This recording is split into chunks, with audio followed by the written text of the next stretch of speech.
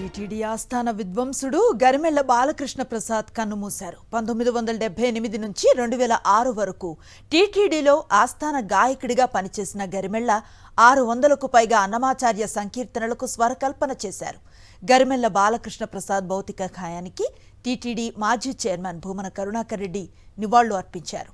వినరో భాగ్యము విష్ణు కథ, జగడపు చనువుల జాజర, పిడికిట తలంబ్రాల పెండ్లి కూతురు వంటి సుప్రసిద్ధ కీర్తనలకు స్వరాలు సమకూర్చిన గరిమెళ్ల సంప్రదాయ కర్ణాటక సంగీతంలో, లలిత సంగీతంలో, జానపద సంగీతంలోనూ పాటలు పాడారు.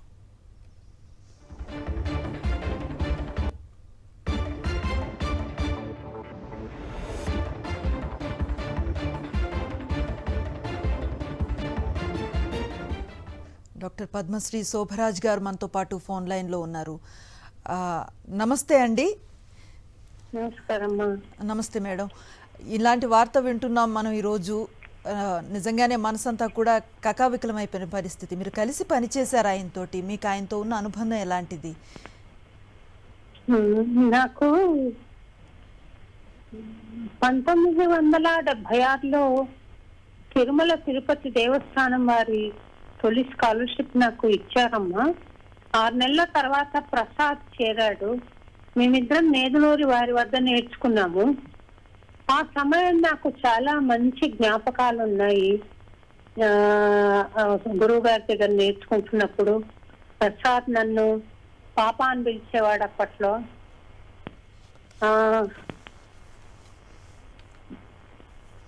చాలా మా ఇంటికి పొద్దున స్నానం చేసి బ్రేక్ఫాస్ట్ చేసి మా ఇంటికి వచ్చేసి మేమిద్దరం ప్రాక్టీస్ చేసుకుంటూ ఉండేవాళ్ళం. లంచ్ డిన్నర్ అయ్యాక మళ్ళీ తన రూమ్కి వెళ్ళేవాడు అనమాట.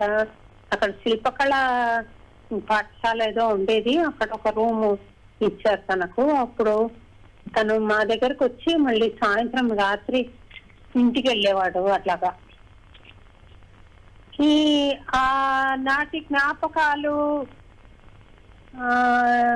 నాకొక బాల మురళీకృష్ణ గారిది రాగంతానం పల్లవి, ప్రియమైన చెల్లికి అని చెక్కి దాని మీద నాకు ఇచ్చాడు. ఇలా ఎన్నో జ్ఞాపకాలు నాకు వస్తున్నాయి తల్లి. మేడం అంటే ఎన్నో కార్యక్రమాలు పాడాం కలిసి తిరుపతిలో, ఎన్నో పల్లెల్లో పట్టణాల్లో కలిసి చేసిన కాన్సర్ట్స్ చాలా ఉన్నాయి. చాలా బాగుండేవి ఆ రోజుల్లో. కార్యక్రమాలు అద్భుతంగా సాగాయి. ఎందుకని ఇలా అర్థవంతరంగా వెళ్ళిపోయాడు అని ఒక ఆలోచన వచ్చి నేను ఇప్పుడే ఈ రోజే నాకు ఉదయం దర్శనం అయింది. నేను దర్శనం ఆలస్యమైంది, ఎయిర్పోర్ట్ కు రావడానికి ఆలస్యం అయిపోయిందని నేను భోంచేయకుండా ఎయిర్పోర్ట్ కు వచ్చి హైదరాబాద్ వచ్చాను. కార్ లో కూర్చుని ఫేస్బుక్ చూద్దాను కదా, ఈ న్యూస్ నాకు తెలిసింది. నిజమేనా, ఇది అబద్ధమైతే బాగుండు అనుకుంటూ వచ్చాను.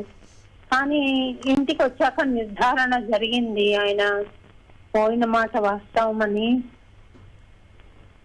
చాలా చక్కటి పాటలు స్వరపరిచాడు, ఎన్నో పాడాడు, చాలా ప్రచారం అయ్యాయి ఆ పాటలు కూడా. ఎక్కడున్నా ప్రసాద్ కి ఆత్మశాంతి కలగాలని, తను మళ్ళీ జన్మ ఎత్తి మళ్ళీ అన్నమాచార్య కీర్తనాలాపన చెయ్యాలని నేను మనస్ఫూర్తిగా కోరుకుంటున్నాను తల్లి. ఈ సూక్ష్మ లోకాల్లో వాళ్ళు సూక్ష్మ రూపంలో ఉండే దేవతలకు కూడా అన్నమయ్య కీర్తనలు వినిపించాలని నేను కోరుకుంటున్నాను. నా సోదరుడు ఎక్కడున్నా సౌఖ్యంగా ఉండాలని నేను కోరుకుంటున్నాను ప్రసాద్ని. నేను ఇంతకన్నా ఇప్పుడు ఇంకా మాట్లాడలేను తల్లి. Right madam. మీకేమన్నా ప్రశ్న ఉంటే చెప్పండి, నేను చెప్తాను. లేదు మేడం, మీ సమయాన్ని మా కోసం కేటాయించి మీ అనుభూతిని మాతో పంచుకున్నందుకు మీకు ధన్యవాదాలండి. Thank you.